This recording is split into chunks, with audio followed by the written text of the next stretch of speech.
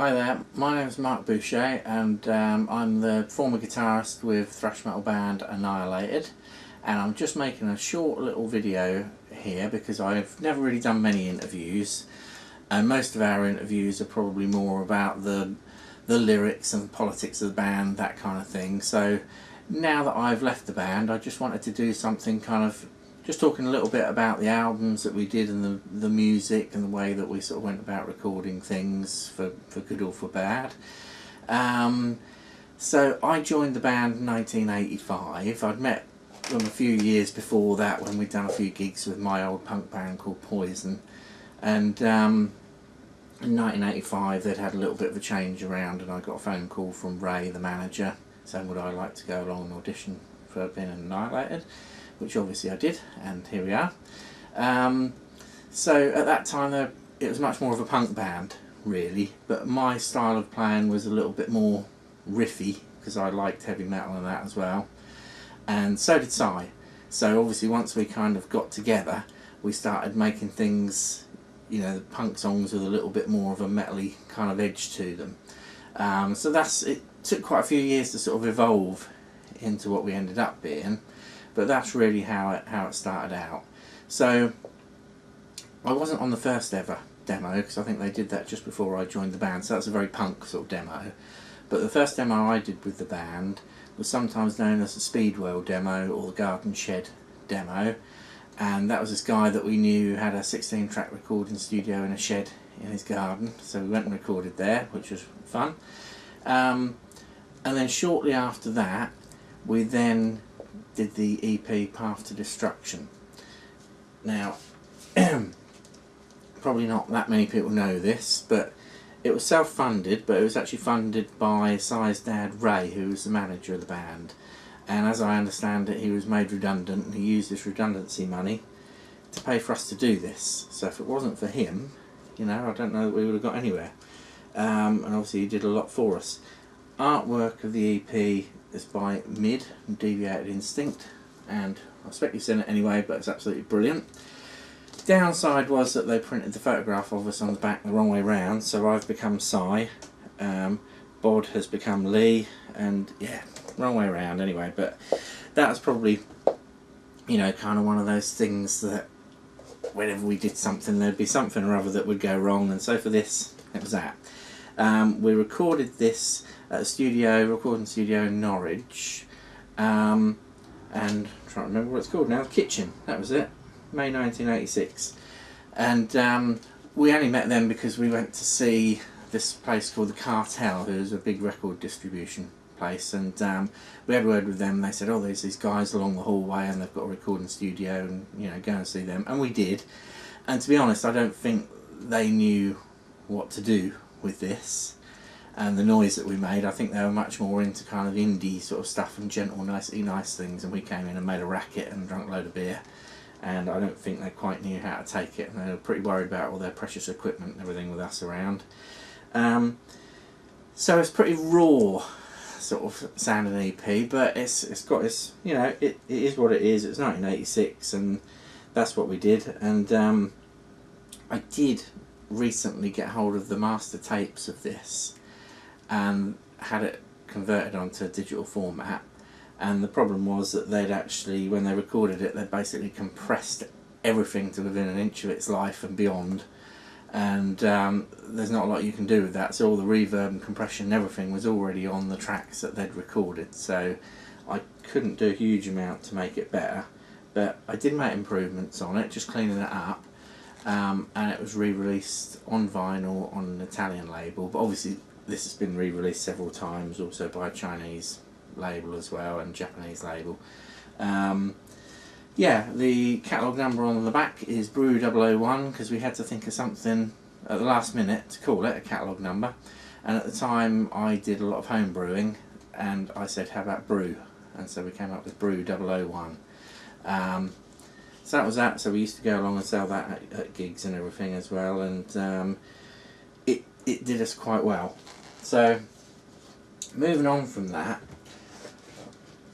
obviously we then were looking for another label, something a bit bigger, somebody who'd give us some money to actually do another record, And I think the thing was, because we came from being a punk band, that made it kind of difficult, because I think a lot of the labels, they wanted people to come in and be real sort of heavy metal but with a bit of speed and a bit of thrash in them, and new young bands and everything, and we'd already been going by sort of, you know, 6-7 years by then, and it was an established sort of punk band, Annihilated. It used to be the Annihilated right at the start, but obviously I think a lot of people just thought Annihilated punk band, that's it, you know, we don't want to know about this. And of course the lyrics, which I know I said I won't go into, and I won't much, but all the lyrics are kind of social commentaries and that, so they're not about the devil and this kind of thing. It's all sort of, you know, anti-war. I don't want to belittle it in any way, but it's all that kind of thing. So I don't think that was kind of particularly popular with the record labels either. That they saw that as being a punk thing, and it, you know. So really, although we had some labels sort of sniffed about a bit because we didn't want to change the way that we did things, that made it a bit difficult. But then along came Endangered Music, and this guy, and I won't say his name, but anyway, this guy who had this little label called Endangered Music, and he signed us, and we went into the studio and recorded Created in Hate. Now, with Created in Hate, I think it could have been a brilliant album, and this is no disrespect to, particularly to the guy who was the engineer and who ran the studio, because he's absolutely top bloke, really really nice bloke, you'd never meet anybody better. He'd never done anything like this, so once again we're back in the situation where we're working with people who don't really know how to get what we want to get, and we don't really know how to get what we want to get, and we probably would have been better trying to find a sort of proper heavy rock, heavy metal producer really to do it, because that's kind of more the sound that we needed. But it sort of ended up because the guy who ran the record label said, "Oh yes, I'm a producer, I can do all this stuff," and he hadn't got a clue, he'd got no idea at all, and he wouldn't have any of the rest of the band in there when we were doing the mix except for me. Now I hadn't done it before, he obviously hadn't done it before, the guy running the studio hadn't either, so we did what we thought sounded good, and in the studio, you know, with the big set of speakers and that, it sounded great. Of course, once we got it home, it sounded pretty bad, and it has been panned over the years for its poor sound, but the thing is, the songs are good, so if you can get through the sound quality, then the songs are actually there. But I think had that been a well recorded album, you know, then perhaps I wouldn't be sitting here making my own video. I'd have a huge team of people sort of around me filming it. Yeah, so that kind of could have done us better, but I mean, it was sort of widely acknowledged as not the first, but one of the first thrash metal, proper thrash metal albums to come out of the UK. Art was by a guy called Simon Bisley. Now, a lot of people really like it, and people will actually buy this just for the artwork. I personally don't like it, and there you go. I think everything about it was sort of done on the cheap, to be honest. And yeah, and the upshot was that we didn't actually get paid a penny out of this album ever for that, and yeah, so I think the less said about that one the better. I tend to try not to think about that one too much. So then we move on to this album, which is The Ultimate Desecration. Now, because of Created in Hate, like I say, we didn't get anything for doing that, and the record label sort of disappeared, which was not unheard of in the 1980s. I think things are a bit different now. There's a lot of good people around now, and brilliant independent record labels, and lots of them. But back in the 80s, I think it was probably a little bit different. So Created in Hate had actually been licensed out to a company called Metalworks anyway, and they then contacted us direct. And we did a deal with them for doing a few albums, and this was the first one. Now, we were very very happy with the way things went on that. We had a bigger budget for recording. We found locally a place in Ipswich called Wildlife Recording Studios, and a guy there called Nigel Palmer, and he knew his stuff, and he did a really good job. Again, you know, production value is very different in 1989 compared to how they are now, and the sounds are very different. But for its time, I think it was very good. The cover art, again, is mid. It obviously moved on to doing sort of coloured things there. I personally think it's quite a nice cover. It's well painted and everything like that, but it hasn't got the rawness about it that obviously Path to Destruction had. And there goes my phone. But you know, it's still a good cover, and I think it was a nicely put together album. I think our thing was with this, possibly the songs maybe weren't quite as good as Created in Hate, and I know at the time one of the reviews said Annihilated have been away for sort of 18 months and hopefully they've honed their art, and you know, but it doesn't appear to be so with this album. I think the part of the problem was that we weren't as dedicated as we might have been to the band. I think it's probably fair to say that we were all probably more dedicated to going down the pub at the weekend, and the band was a bit of a second place thing. It was just a, you know, I think we all had jobs at the time and that, and we enjoyed doing it, but we weren't every evening round each other's and doing songs, and we weren't dedicated like that. It was kind of as and when it happened sort of thing. So I think by the time we did this, other bands had come along and been given loads of money by bigger record labels and kind of overtook us while we were sitting in the pub probably. But having said that, it's a good album, I do like it. The bad news was, of course, that Metalworks, they did advertising for it, and then the album was actually delayed, so it didn't come out for about 2 weeks after the advertising was out. So they had all the stuff in like Metal Hammer and Kerrang and what have you, and nobody could get the album anywhere, which didn't help. And of course, by the time the album came out, there was no advertising budget left. So it's another good old Annihilated thing that went wrong. But you know, also the thing is with this, that the record label at the time, which was Metalworks, like I say, they seemed like nice guys and all that, but they did arrange for, they said, you know, make sure your passports are in order because we're going to sort you out a tour in Germany. They sorted out a deal with BC Rich and Laney and stuff like that, so we had all this equipment on order and everything, and we got our passports sorted, and you know, we were all sort of ready to go, and they disappeared as well. And we did go and see them at one point, and they showed us, they actually had a computer in 1989, and they showed us these computer readouts of how much money and how many copies they'd sold, and we were owed quite a lot of money. And there you go, but they disappeared without a trace. And that's really when I sort of thought, oh, not again, you know, it's happened to us again, and I kind of started losing interest in the whole thing. It's not just the money, but it seemed at that point we'd got no record label, we had no tour, no gigs to back up the album, all this equipment that we'd been promised didn't happen either, and that was it for me, and I jacked it in. So that was right at the end of '89, start of 1990, so I was in the band for 5 years.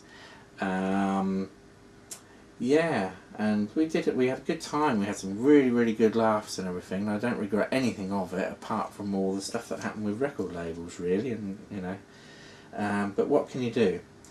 So then, after that, the band Annihilated carried on for, I think, maybe another year or something like that.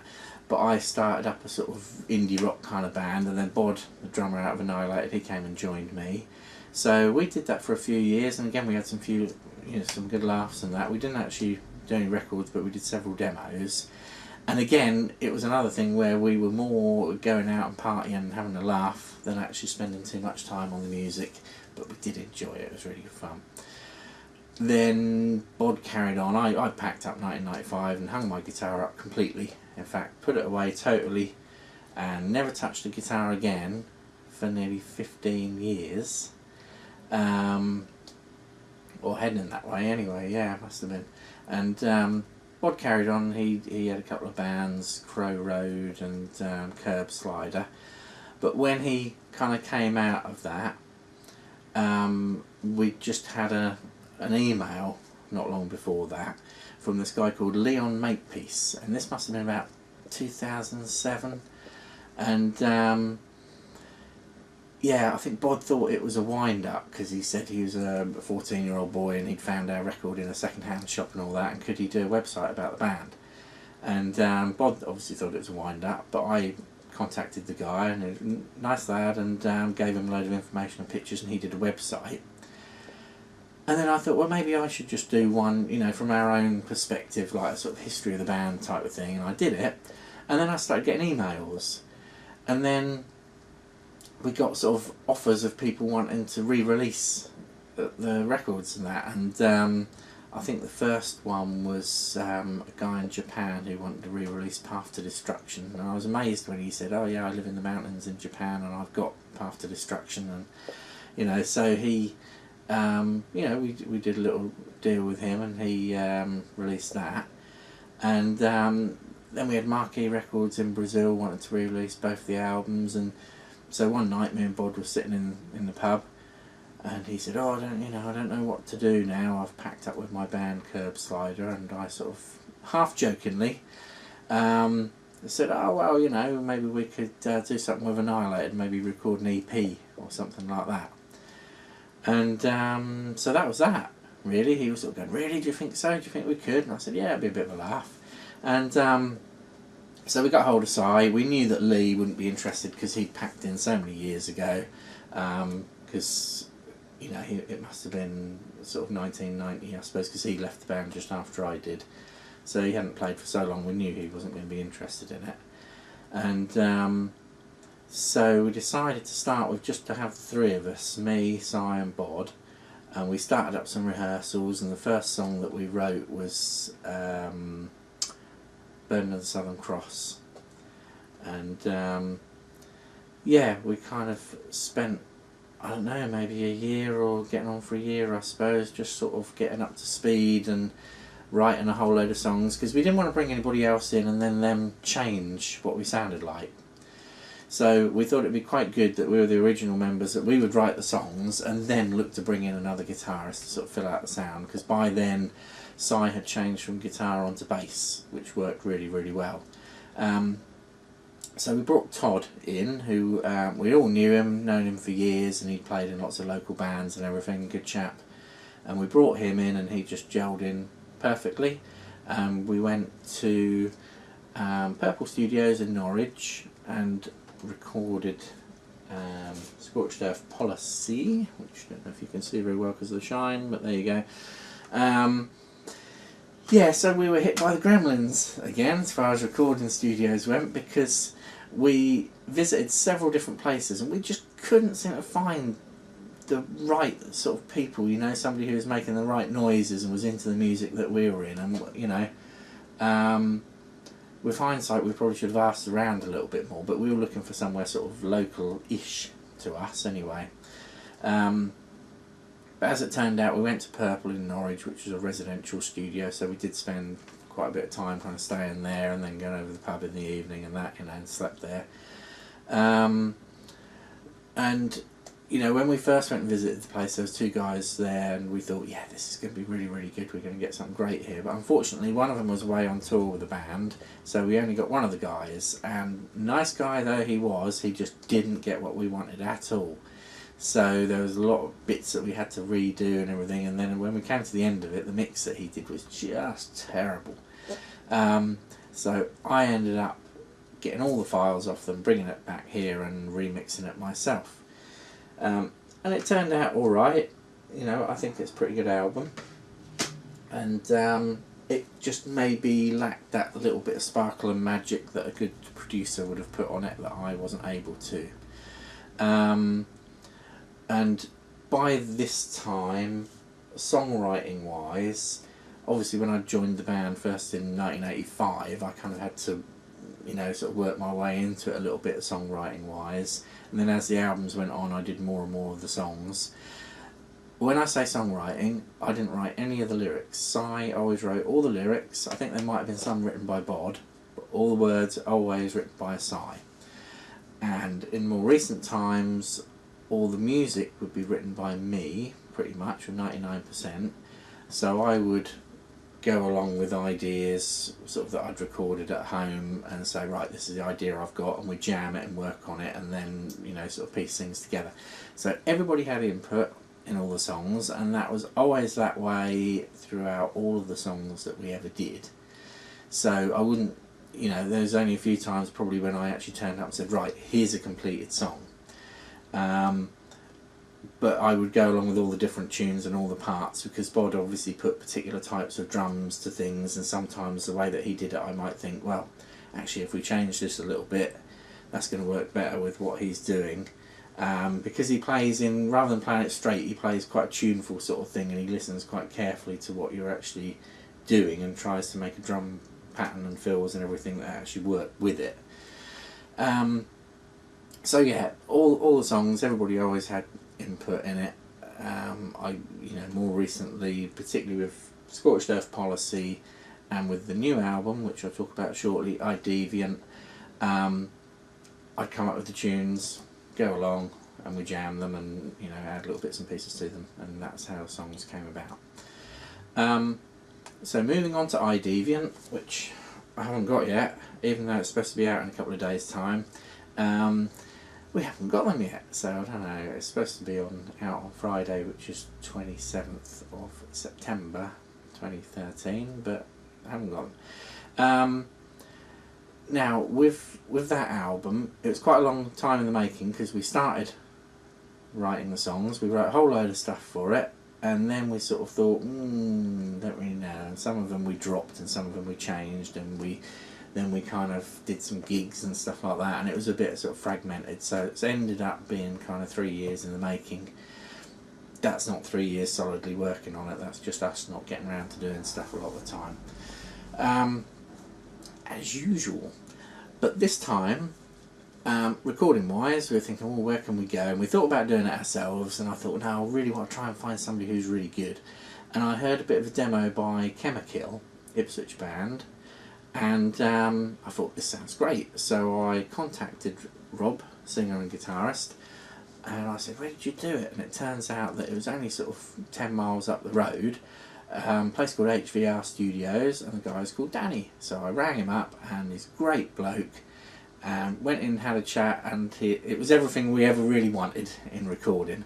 And we went along and recorded it, and the whole process was easy, because, well, to be honest, how I tend to do it now anyway is that, unlike the old days of tape, where we'd just go in, and I usually had an idea of roughly what pace the song should go, but we'd work it out sort of on the day. What I tend to do the last two albums, and particularly with Deviant, is that I did clip tracks for all of the songs and put guide guitars on in advance. So then Bod had those recordings so as he could go away and practice his drums and make sure that he could play at that speed, you know, and get everything kind of spot on before we went in the studio. Because if you go in the studio and then you're going, oh, I can't do it, I've got to change it, that all takes time, and of course you're paying by the hour and by the day anyway.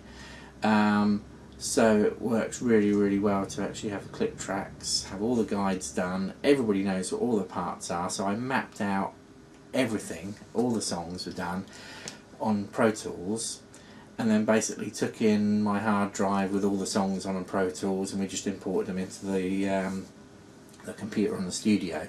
So that way all the clip tracks, all the markers were there, everything's in there, even the guide guitars, so we didn't have to stand around doing it. And because we'd done it that way, Bod already knew that he could play the drums and how everything sort of went together anyway. And I think we even had guide vocals on it as well, so, you know, it was all well planned.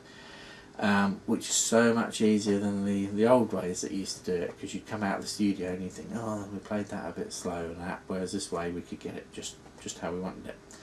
So yeah, there wasn't really any problems with that. Now when you listen to the album, if you download the version, well, hopefully you probably won't be seeing this video at the moment if you downloaded it, but the download versions have got the individual songs, whereas the full CD version I won't say it's a concept album, although it was supposed to be originally. It's got kind of bits, all the songs are linked by different pieces, so it all follows for a story. Now originally it was going to be a complete concept album, but unfortunately some people didn't really like the way the story was sounding and all that, so it ended up a little bit fragmented. Don't get me wrong, I think it's the best album that we've ever done, but it just didn't quite end up the way that we thought it was going to. But all the link pieces on the album we recorded here, so we didn't really use any samples or anything, so when you hear sort of waves splashing on the beach, I'm like 300 yards away from the beach, so I went up there with my recorder and I recorded the waves. And like a riot scene, Todd came round here, and me and him and my son Bryn, we just went out in the garden and bashed a load of stuff about to make a sort of riot scene, did a load of shouting. Recorded some helicopters and police cars and stuff like that, put it all on there. You know, and even like the bits where there's footsteps of somebody walking into a church, that was actually done here, just with Si with his boots on, sort of stamping on the floor, and we recorded that here. My wife was also on there, she's done a couple of pieces on there as well. Yeah, so it was all, you know, it's all been great fun getting all these people involved and doing it. Obviously a bit tough sometimes, everybody agreeing that that's how we wanted it, but yeah, so I'm going to move on now. So that's sort of iDeviant covered, really. Good friend of mine, Colin, has sent me a list of questions and that, as you know, an idea of what people might want to know. Because like I say, I didn't want to do the usual, I can't really do the usual, when are you doing your next gig and what's happening, this, that and the other, because obviously I'm not actually in the band anymore. But yeah, so here's his little list of questions, so I'll just briefly see if I can go through these and you know, see if we can have some answers. So how did you come to join Annihilated? Well, I covered that one. I knew them from playing in a previous band, and they rang me. Why did you leave? Just last time round was I just couldn't be bothered anymore, and this time round I started off, I just didn't want to play gigs anymore, and I never did when we got back together in 2007, 2008. I said I don't want to do any gigs, we'll just make an album or an EP or something. But of course Si and Bod, particularly Si, is just like born to be on a stage, and so I just went along with it and we did the gigs, and we had a brilliant time. You know, we went to Norway and Germany and France and Holland and that, and the funniest times of my life, I reckon, and we had a great time. But I just not bothered about the playing side of it, and it came to that sort of 5-year thing again, really, and because we hadn't rehearsed together for about 9 months, I think, because we'd had a bit of a break over Christmas and that sort of thing when we'd done the recording, I just thought it was a good time to say I don't want to play live anymore now. And that was all fine, because then fortunately Danny B from the studio said, oh yeah, I'll do it, and I thought brilliant. But I think I obviously thought I could still go on and write some songs and contribute things, but I think if you're not actually in the band or not full time there, you just can't really, it's just not going to work. And there was a few things, we had problems with the artwork. That's a right pain trying to get the artwork sorted out, and it never worked out. And in the end, it was so much hassle and stress and everything trying to sort it out. I just said, look, I'm not going to do it anymore. You lot can get on with it. And you know, there's no big, it wasn't a big argument or anything like that. It's just the whole thing. I thought this just isn't going to work. I could see it wouldn't work, so that's why I left. It says memorable characters. Well, obviously Colin, of course. You know, #1 fan for so many years. Met him back in the 80s. I think that probably would have been at the London, the Clarendon, Hammersmith Clarendon. Don't think it's there anymore, but yeah, we did some gigs there, and I remember him coming up and meeting us and everything, and stage diving and that. And he's a brilliant bloke. There's loads of other people that I could mention as well, particularly who've helped us out over the past few years. Obviously, Colin being a big one of them. I'm not going to go into mention a load of names though, because the trouble is I know I'm going to miss somebody off. those people who've helped us, if they watch this video, will know who they are, and we do really appreciate all the help and everything, and they've been absolutely brilliant. So there's a handful of people probably I put into that category, and I'm sure they know who they are. You know, but then when we've been abroad and that, we've met lots of people at gigs and stuff like that, and they're fantastic, you know.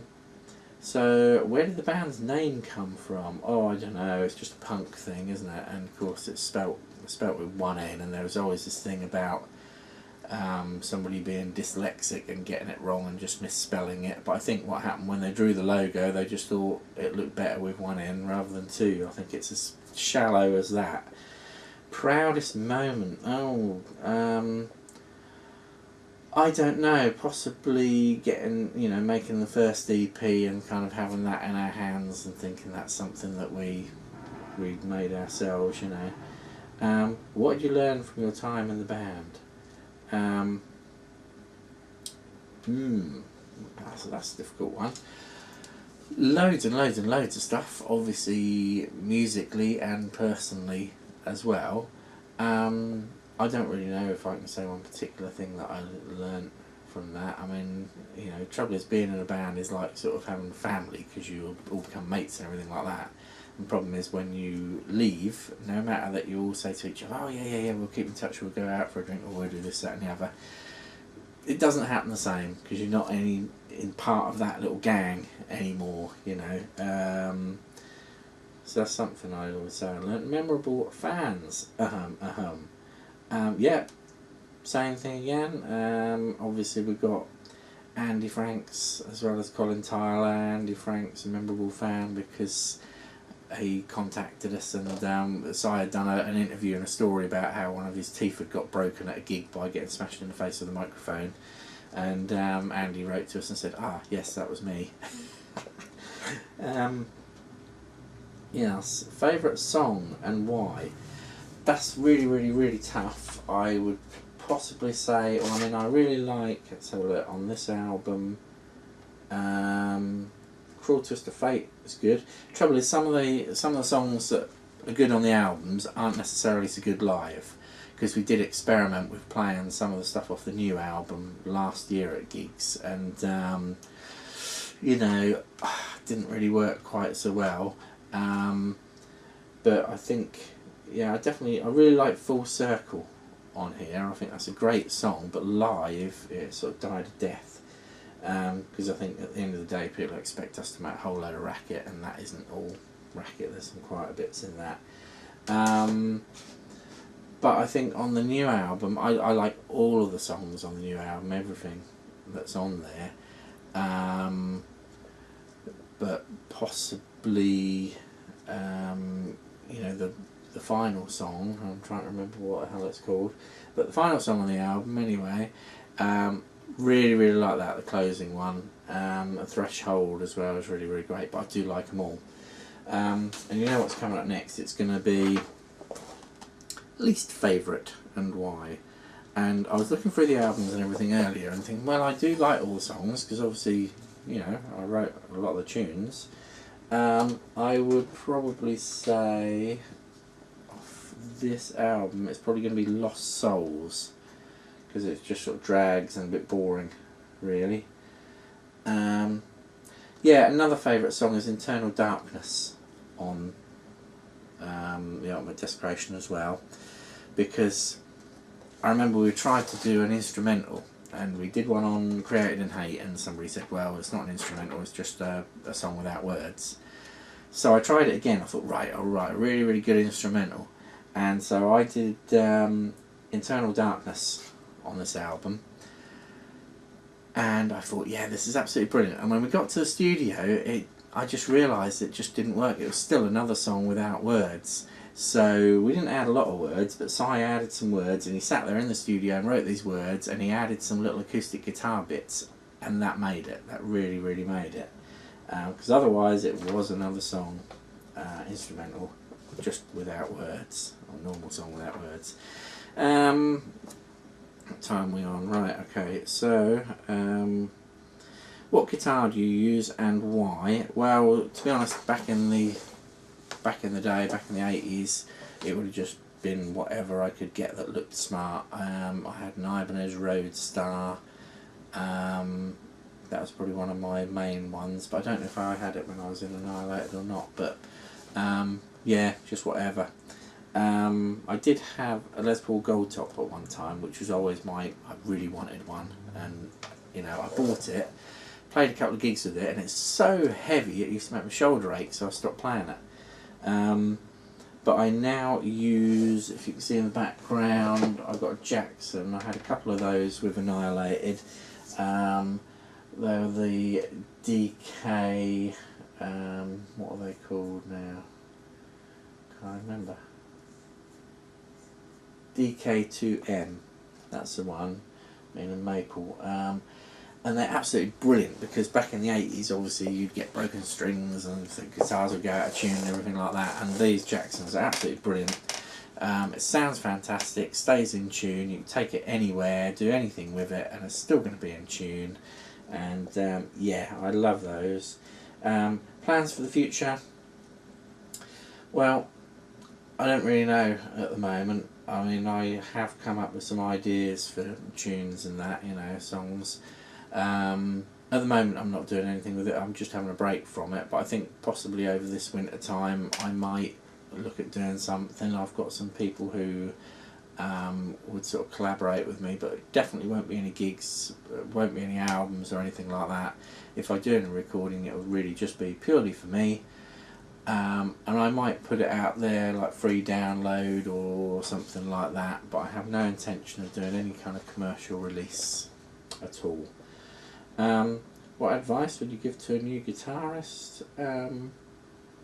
None, really. I don't think I've got any good advice to give to it only shows what I learned, doesn't it, really? What advice would I give to a new band? You know, do your own thing and don't listen to what anybody else says is probably it. And that's probably the same to a guitarist as well, because I think a lot of it is about learning, making mistakes and everything like that, but enjoying it. I mean, when we started out, when I first started playing, I didn't even realise you actually had to tune a guitar, and we sat there in the bedroom and made up these songs and everything, and it sounded awful, but we enjoyed it, you know. And I think the thing is now everybody comes into it and they're all sort of really brilliant and everything, and I think a little bit of that naivety is lost, and it's a bit of a shame, really. I think people should just, rather than copying other people's songs, just make their own, do their own thing and do whatever they want. What would I do differently? Yeah, I suppose really I probably should have spent a bit more time on the songs and tried to improve myself as a guitarist. I should have done, really, because, you know, I'm not a great guitarist and I wish I was. That's probably one thing that I would improve, is that I would have studied more on doing that rather than being in the pub all the time. Influences, you know, that's the thing, is that when we went into the studio, and well, anytime we've been in the studio, if somebody says, oh yeah, what about that riff that sounds a bit like so and so that you do, I hate all that, and I hate it when people try to compare you to other people or say that's a bit Slayer-esque, which was our main problem. I stopped listening, no offence to Slayer, but I stopped listening to them and Metallica years and years ago, and part of it was because people would say, oh, that sounds like so and so. So the funny thing is that we've had lots of things over the years where people have said, oh, that riff is like blah blah blah, and I don't even know who they're talking about. I've never even heard of them, and I've written the riff, so I can't have copied it. But yeah, so I don't really have any big influences. I mean, I liked in my early years, obviously I liked Rush, and I liked Saxon and Motorhead and all bands like that, and Queen, although I never copied anything they did. And you know, there's lots of good bands out there now as well, but I wouldn't say I really take any influence from any of them, and I always just kind of sit there and try and do my own thing. If it ends up sounding like something else, what can you do? How did being in a band change you? I don't know. Well, I suppose it must have had some effect on me, but it's difficult to say because I don't know how I would have been beforehand, because I mean I started in a band when I was like 15, so most of my kind of adult life I've been in a band, apart from a sort of 10-year patch in the middle. You know, when I obviously got married and had kids and settled down to a normal life, but then went back to it. So I don't know about that. How's the latest album changed you? No, I don't. You know, I don't think it has. I think that, you know, the main big thing is that I've obviously left the band, as we've said already. But it wasn't anything to do because of that album or anything. I think I was getting to a point where I was sort of thinking, well, we've had a brilliant laugh, we've done this now, and I just didn't really particularly want to do it anymore. So I don't think that's particularly changed me, but you know, I suppose in a way maybe it stops you getting too old, because you know, we turned up to some of these gigs and there's all these young kids there and we're like, oh no, you know, we're all old and everything like that, but they were brilliant, they were really, really good. So there wasn't any problem there, and maybe it keeps you a little bit younger, I don't know, but look at the grey hair though, that's stress, isn't it? How do you go about writing songs? Do you have a particular ritual or process, and where do you write? Well, I can't speak for Si, because as I said, he writes all the lyrics and I would write the music, and I didn't have any kind of ritual apart from needing time. You know, you can't nip in and go, oh, I've got 5 minutes spare, I'll write a quick song. You know, you need to have a bit of time and a bit of peace. And I'd come in here and just start playing my guitar, you know, and then I might kind of go, oh, that's I've got a riff there, I've got an idea. Plug into my Pro Tools and record it, and I'd have a project set up where I'd record lots of different riffs and kind of listen through to them and think what's good, or maybe that one will go with that one, and I'll try and piece things together and stuff like that. So I would sort of do it like that. I didn't often write riffs with other people. I know me and Si did for the early albums, and me and Bod did as well, because we used to spend time on Sunday mornings when we'd get up from being out on the Saturday night, and we used to sit there, and sometimes what we'd do is he would actually go, I've got an idea for a tune, and then he'd hum something, and most of the time it didn't make any sense, and every time he hummed it was different. But you know, sometimes he'd hum things and go, how about doing this, how about doing this? So he had, you know, input on the riffs as well, and then I'd try and play what he was saying. For the last 2 albums though, it's mainly been sitting here, and we've had a couple of different rehearsal places sort of in and around Ipswich. But a lot of the time when we're rehearsing, it seems like a bit of a waste of time if we're sitting there trying to write riffs and Bod can't do anything on the drums, because we'd be going, shut up, we can't hear anything. So I preferred to write at home, record stuff, then take it along, play it to them all and go, right, how do you feel about this? And then we'd kind of play it through and jam it, and then maybe I'd add in another bit and we'd kind of move on like that. So that kind of also answers the next question, which was, where do you write? And that's, you know, mostly here, and I guess Si would write his lyrics at home. I don't know where in the house that he would write them particularly, and I don't really want to know. But yeah, how was the order of the tracks on this album decided? Well, this album was a bit different, because it used to be that, you know, whatever you think kind of flowed through. So you want to start with a strong song, and then have another one that's also good and not quite so good, and you know, albums always sort of tail off a little bit and then pick up a bit at certain points, and then you have a slow one, so you know, you kind of map your album out like that really. But this album was a little bit different because it was meant to be originally more of a sort of story, but some of the songs, although we had this 3-year period to actually write them and sort them out and everything, some of them weren't kind of finalised until quite late on. So the final order wasn't until sort of fairly late, and I think Si pretty much did that, because he actually mapped out what was going where, and then the ideas for what things would be linking the different songs. So he came up with quite a lot of those sort of linking ideas, and then I actually recorded them. Some of them me and Todd did, because there was ones where there was just a gap and there was nothing, and we sat here and, you know, me and Todd would sit here in the evening and think, right, what can we do to that? And we sort of add our own stuff in. And I think that turned out really, really well. I like the fact that we did it that way and made all our own sounds and didn't use samples and that. So it's everything you hear on there, we did it. Yeah, so I think that's the end of the questions from Colin, and thank you very much for giving me those questions. I guess that's it from me, and thanks again to everybody over the years who helped with the band and has helped me out musically and that. And yeah, maybe I'll do something in the future, and if you're watching this, keep an eye out for what I do, and appreciate your time watching it. Cheers.